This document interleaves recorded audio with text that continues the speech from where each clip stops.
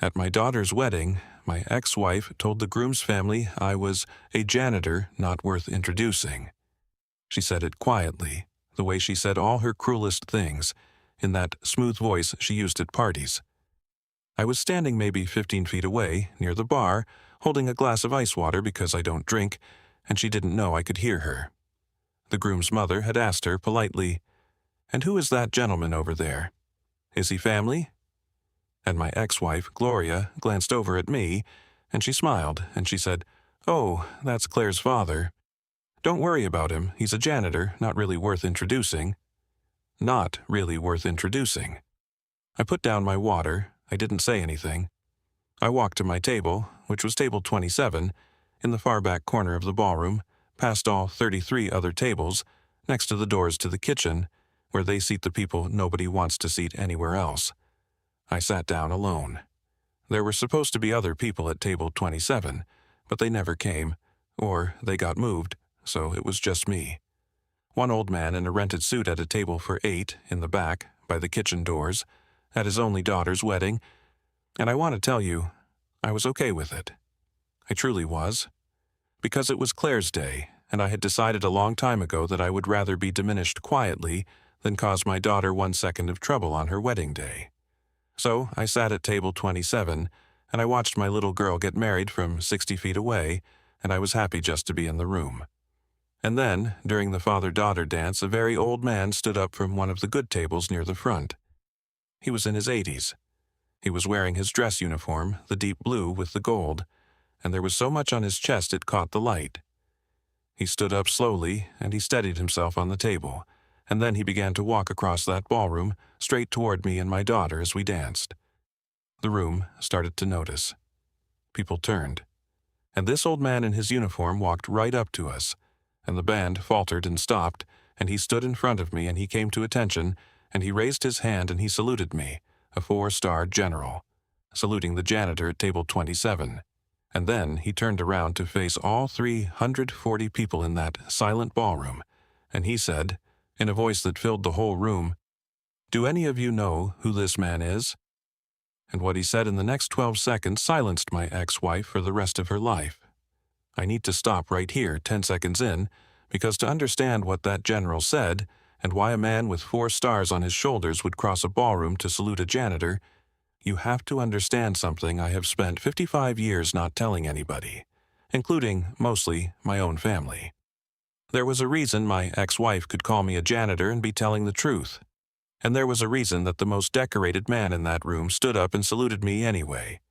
Both things were true at the same time, and for one 12-second stretch at my daughter's wedding, everybody in that ballroom found out how both things could be true at once.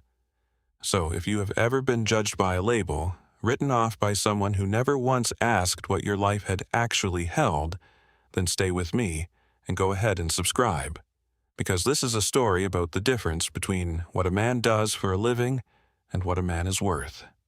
Okay, let me back up. Let me tell you who I am, and I'll tell you the part I've spent my whole life not saying. My name is Earl Coombs. I'm 74 years old, and yes, I am a janitor, a custodian at a high school, going on 22 years now. I push a broom, and I fix the boilers, and I mop up when a kid gets sick in the hallway, and I know every one of those kids by name, and a lot of them call me Mr. Earl, and some of them, the ones having a hard time at home, they come find me in the boiler room at lunch just to talk, because they know I'll listen and I won't tell anybody. It is honest work. I have never once been ashamed of it. It is a good life, a small one, but a good one. But before I was a janitor a long time ago, I was a 19-year-old kid from a small town, and in 1970 I was in Vietnam. I'm going to tell you what happened over there because you can't understand the rest without it, but I want you to know that I have told this story out loud maybe 3 times in 55 years. I didn't tell my wife the whole of it. I never told my daughter. I'm telling you now because the general already told a ballroom full of strangers, so the silence I kept for half a century is over anyway. In the fall of 1970, my company was in the field, and one night we got hit. Overrun is the word. It came out of the dark, all at once, and it was chaos, the kind of chaos I can't fully describe and wouldn't want to. Men were down everywhere. Our line broke. And there was a young lieutenant, a kid himself, maybe 24, who'd been shot through the leg and was lying out in the open in the middle of it. And there were others down out there with him, wounded, in a place we'd later call the kill zone, because anything that moved in it got hit. I don't remember deciding to go out there. I've thought about it for 55 years and I still can't find the moment where I decided. I just remember going. I went out into that kill zone and I picked up the nearest wounded man and I carried him back to our line. And then I went out again, and I carried another one back. And I did that again and again, one man at a time, through fire I have no business having survived, until I had dragged 11 men out of that ground, one after another, back behind whatever cover we had left. The lieutenant with the leg was one of them. And then the enemy came again, a second wave, and our line was thin and broken, and there weren't enough of us left standing to hold it. And the only way the men I'd just dragged out were going to live was if somebody stayed at the edge and held that gap long enough for the rest to fall back to the tree line and regroup. So I stayed.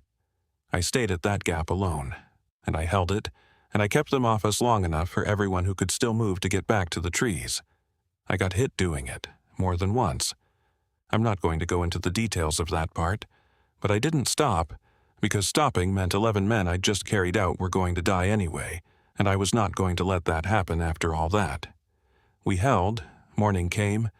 Most of us were alive who had no right to be, and a lot of us were not. That's the part that has never left me, and it's the part you have to understand everything that came after, because I did not come home from that night feeling like a hero. I came home feeling like a man who lived when better men didn't. The friends I lost that year, the ones who didn't get carried out of anything, who just died in the dark far from home at 19 and 20 years old, they were as brave as me and braver, and they got nothing, and I got a medal. Because that's the other thing. 2 years later, in a ceremony I could barely stand to attend, they gave me the Medal of Honor. If you don't know what that is, let me explain it plainly, because it matters to the rest of this story. The Medal of Honor is the highest military decoration the United States gives. It is rare, almost beyond belief. It is given for valor above and beyond the call of duty, and most of the men who earn it do not survive the thing they earned it for. It is not a medal you buy or pull strings for or trade on. It is, to the people who understand it, close to sacred. And there is a custom that goes with it, a tradition in the military, and this is the part you'll need in a few minutes. By long-standing custom, every member of the armed forces, no matter their rank, salutes a Medal of Honor recipient first. It doesn't matter if you're a private and he's a private, or if you're a 4-star general and he was a 19-year-old enlisted kid. If a man wears that medal, the generals salute him. The tradition holds that rank steps aside for that medal, because that medal outranks rank. A 4-star general will render the first salute to a Medal of Honor recipient and consider it an honor to do it. Remember that. Now, here's what I did with that medal, and it's the thing that eventually cost me my marriage. I did nothing with it. I came home to a country that, in 1972, did not want to hear one word about Vietnam. We were not welcomed home, my generation of soldiers. There were no parades. People crossed the street. Some of them said things to us I won't repeat. So I did what a lot of us did. I folded the war away into a box and I shut the medal in a bottom drawer, and I went and got a job and tried to become an ordinary person again, and I never talked about it. Not because I was told not to, but because it didn't feel like mine to brag about. It felt like it belonged to the men who didn't come back. Trading on it, using it to get ahead, that would have felt like stealing from the dead. So I never did. I worked regular jobs. I met a woman named Gloria. We got married in 1988. And in 1994, we had a daughter, Claire, and she was the best thing that ever happened to me, and she still is. I have to be fair about Gloria, because a bitter man tells a lie without knowing it, and I've tried hard over the years not to become one. When Gloria married me, I think she loved me, but I also think that some part of her married the medal, or the idea of it. She knew about it early on, back when I still occasionally let it slip what I'd done, and I think she had a picture in her head of what that was going to mean, a war hero. She imagined, I believe, that a man with the nation's highest honor was going to become somebody. A senator, maybe, a businessman, a face on a stage, somebody important, somebody wealthy, somebody people pointed at in a good restaurant. And instead she got me, a quiet man who put the medal in a drawer and went to work with his hands, and refused, absolutely refused, to trade on the one thing that could have made us the kind of important she wanted to be. Every few years, some organization would track me down and ask me to come speak, come be honored, come be paraded, and every time I said no. I said no to things that would have brought money and status, and Gloria could not understand it, and over time she stopped seeing it as humility and started seeing it as failure, as weakness, as a man sitting on a golden ticket and refusing to cash it, dooming his family to an ordinary life out of what she saw as stubbornness. I understand why it looked that way to her. I do. She wanted more than I was ever going to give her, not because I couldn't, but because giving it would have meant becoming a man I couldn't respect. To me, the medal was a debt I owed the dead, not a coupon I could redeem. To her, it was a coupon I refused to redeem. We were never going to agree on that, because it went all the way down to who we each were. We divorced when Claire was about 11. It was not a screaming divorce. It was a sad, quiet one, the kind where two people just finally admit they're facing in different directions. And after the divorce, Gloria did the thing she'd always meant to do. She found a man with money. She married a wealthy man named Roger, and she got the big house and the country club and the important friends and the good restaurants, everything she'd wanted, and I was glad for her in a way, because at least somebody was getting what they wanted. But here's what happened over those years, and it's the sad heart of this. As Gloria climbed into that world of status and money, the story she told about me got smaller and smaller. In her new life, I wasn't a war hero she'd divorced. That didn't even come up, because she'd never really valued it in the first place. In her new life, I was just the first husband, the mistake, the janitor. Over the years, she rewrote me, in her own mind and in the story she told her fancy friends, into nothing but a man who mopped floors. She erased the medal completely, because to her it had always been worthless, a thing that hadn't made her rich. And the terrible part is that Claire, my own daughter, grew up mostly in Gloria's world, hearing Gloria's version, and I let her, because I was a quiet man who didn't defend himself and didn't want to make my little girl choose between her parents. So, my own daughter grew up not really knowing what her father had done. She knew I'd been in Vietnam. She did not know the rest. I never told her, out of the same misguided humility that had cost me my marriage, and Gloria certainly never told her, and so Claire grew up half believing her mother's version, that her dad was a sweet but unremarkable man who cleaned schools for a living and had never amounted to much. I don't blame Claire for that. She was a child. She believed the parent who was there the most, and that was Gloria. That's not a betrayal. That's just how children work. Which brings me to the wedding. Claire grew up and became a wonderful young woman, and she fell in love with a fine young man named Connor. And Connor came from a good family, an old family, the kind with history. And Gloria, when she found out who Connor's people were, was beside herself with joy, because this was exactly the kind of important that Gloria had spent her whole life chasing. Her daughter was marrying up, and Gloria, along with Roger's money, took over that wedding completely. It was her production. 340 guests, a grand ballroom, everything Gloria had ever wanted to show the world about who she'd become. And in all of that, there was the problem of me. Claire's father, the janitor.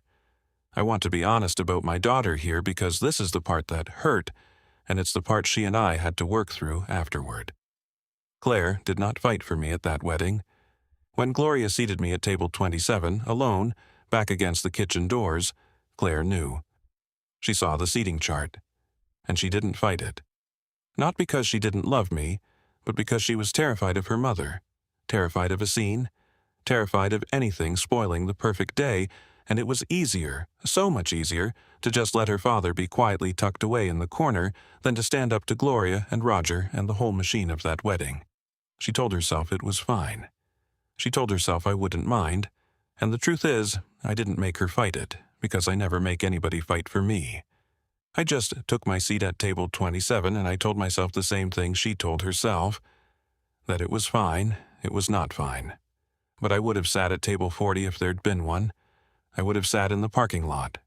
because I was going to watch my daughter get married if I had to do it through a window, and I was not going to be the reason her wedding had a bad moment in it.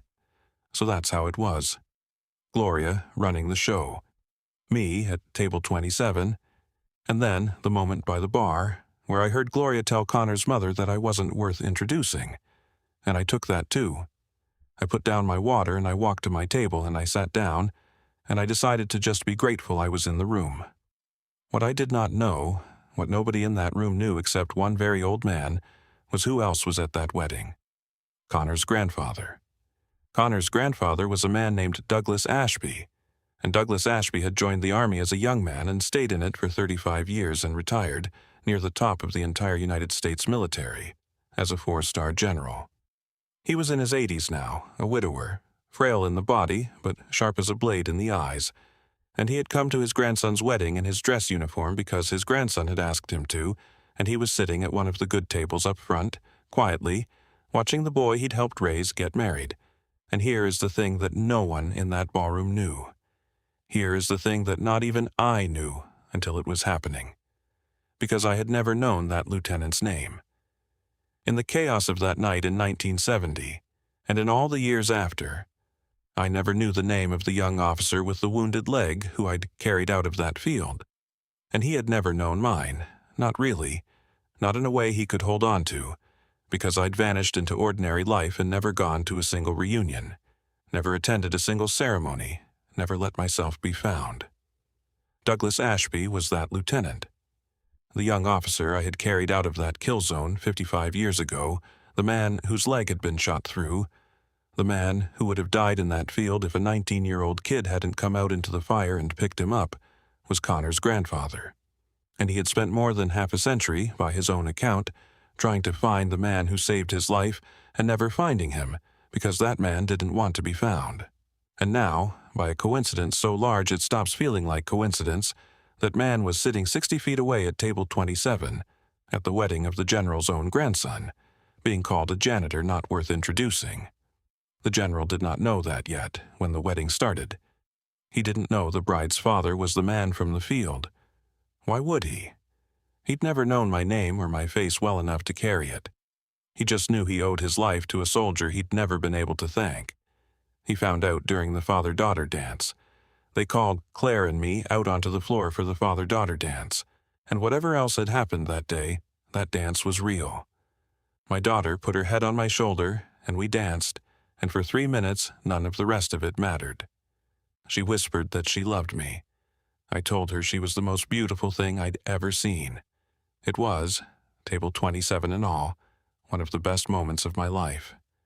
And while we danced, I turned us slowly, the way you do, and my face came around, toward the front of the room, toward the good tables, and that was the moment the old general saw my face.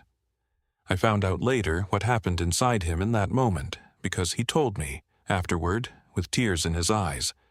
He said that when my face came around under the lights, 55 years fell away in a single second. He said he had seen that face in his dreams for half a century, the face of the kid who came out of the dark and picked him up off the ground and carried him to the tree line. He said he had stopped being sure, over the years, whether he even remembered it right, whether he'd have known the man if he walked past him on the street. And then my face came around in the light at his grandson's wedding, and he knew. He knew instantly and completely. He said it was like seeing a ghost he'd been looking for his whole life. And he stood up, an 82-year-old man, and he got to his feet at that table, and he steadied himself, and he started to walk across the ballroom toward the dance floor. People noticed. You notice when a decorated old man in dress uniform starts crossing a wedding. The band saw him coming, and the music wound down and stopped.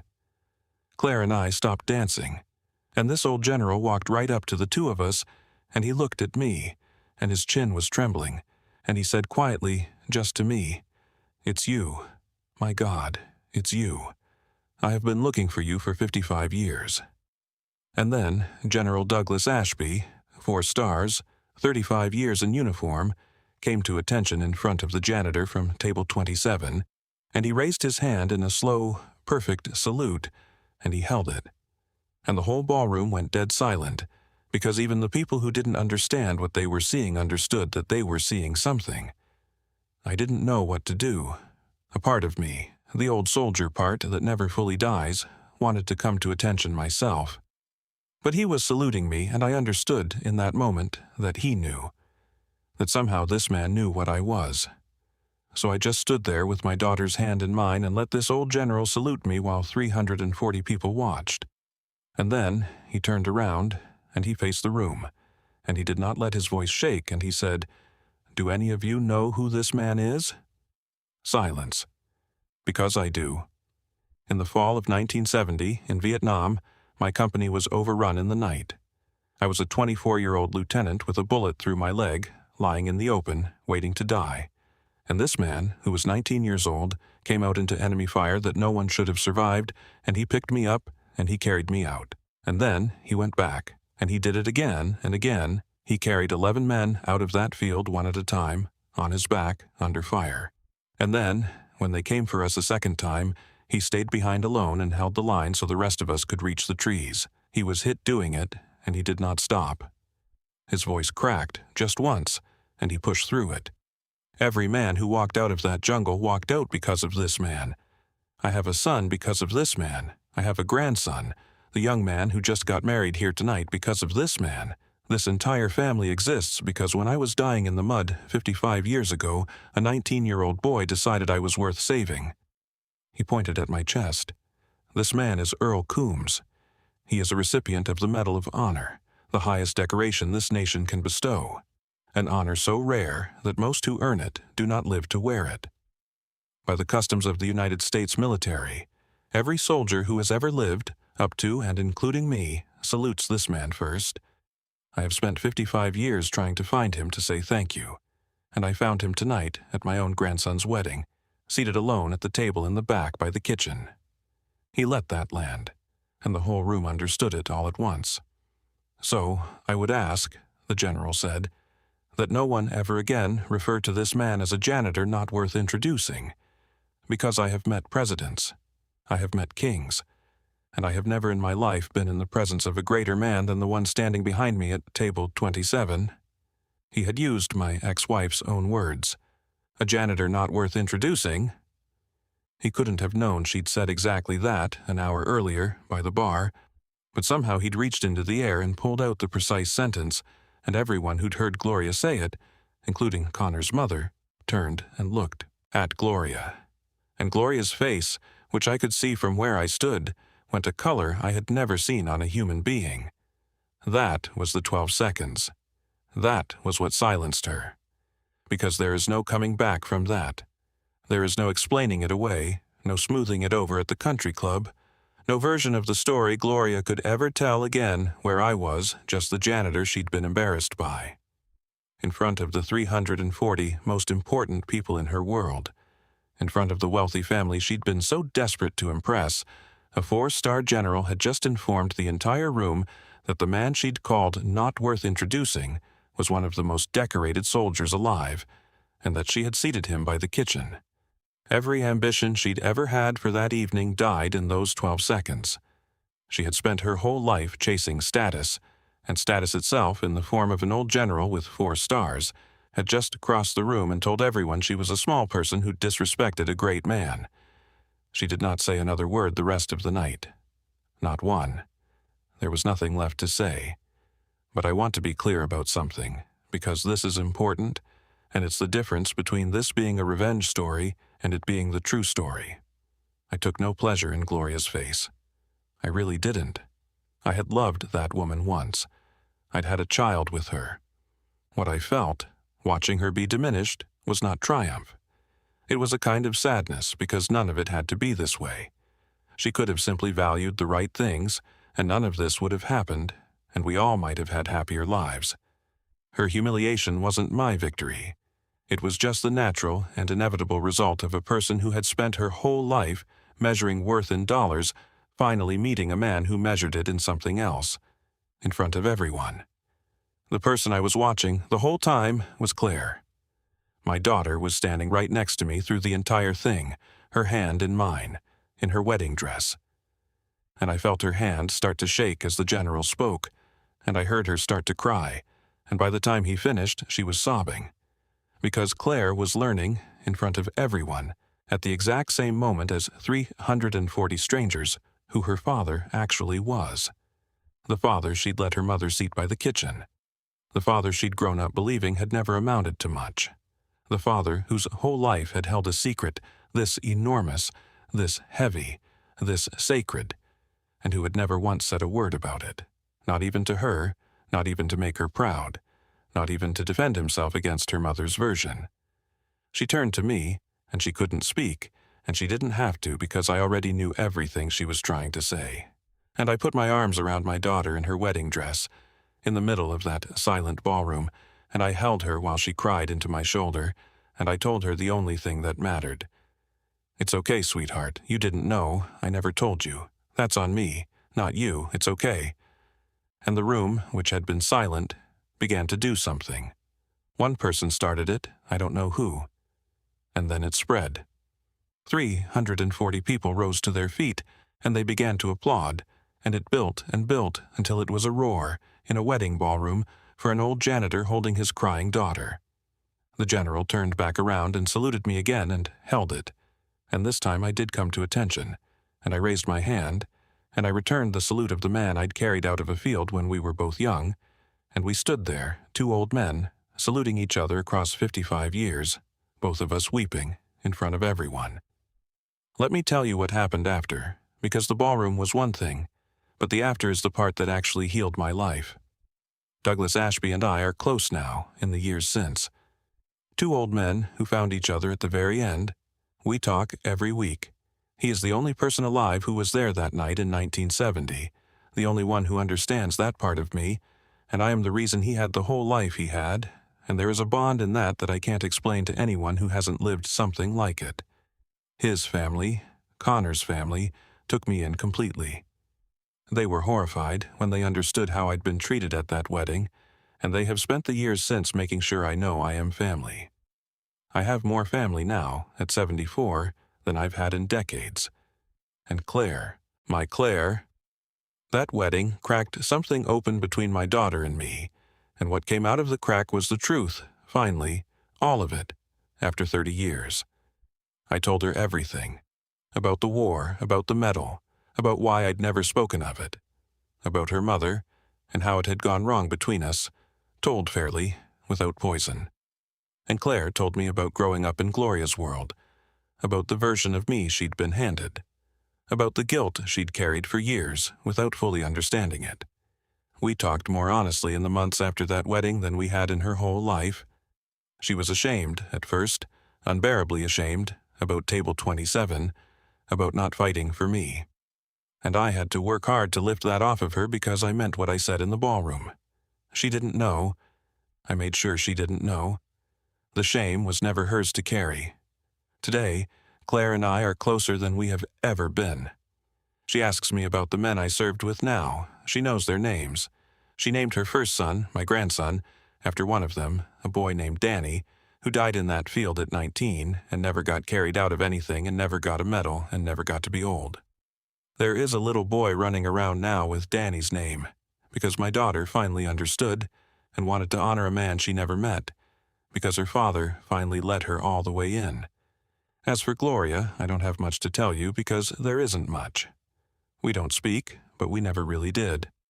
I hold nothing against her, which I know is hard to believe, but at 74 you get tired of carrying things, and hating her would be carrying something heavy for no reason.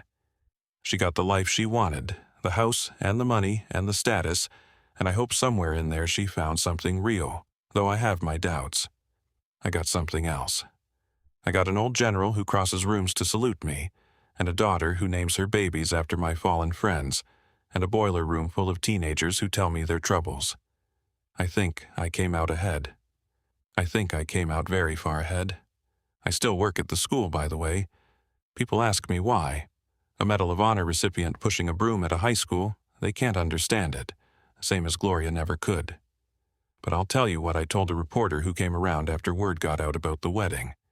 I said, being a janitor at that school is not beneath me. Nothing that's honest is beneath anybody. I said, those kids need somebody in that building who'll listen to them and won't judge them, and it turns out I'm good at that, because I know a little something about carrying people who can't carry themselves. I said, I did one extraordinary thing when I was 19, and I've spent the rest of my life trying to do small, ordinary good things, because the world is saved by the small, ordinary good things at least as much as the big ones. The medal is for the one night. The broom is for all the other days. I'm proud of both. Let me leave you with one thing, and then a question, because I really do read these. My whole life, people have looked at what I do and decided they knew what I'm worth. A janitor. Not worth introducing. And they were looking right at a man who'd been handed the highest honor his country has, and they never knew. Because I don't wear it on my chest at the grocery store, and I don't lead with it, and I never have. And here is what that taught me, and what I want to leave with you. You have no idea who you're standing next to. That quiet person you dismissed, that man mopping the floor, that old woman on the bus, that person whose job you decided makes them small. You have no idea what they've carried, what they've survived, what they did once in the dark when it counted. Everybody you meet is walking around with a whole life inside them that you cannot see. The janitor might be a hero. The person you wrote off might be the greatest soul in the room. So maybe don't decide what people are worth by the smallest visible thing about them.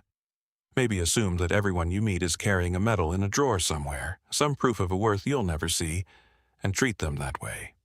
Most of them are. So here's my question, and I'd genuinely like to know. Has someone in your life ever turned out to be far more than the label you or others had put on them? A quiet person who turned out to be extraordinary? Tell me about them. I read every single one. And if this story meant something to you, do me one kindness before you go. Leave a comment, even a single word, so I know you stayed with me all the way to the end. And subscribe so the next story finds you when it comes. Because they keep coming. And the next time you're tempted to decide that somebody isn't worth introducing, remember that a 4-star general once crossed an entire ballroom to salute the man at the worst table in the room. You never know who you're really looking at. You almost never do.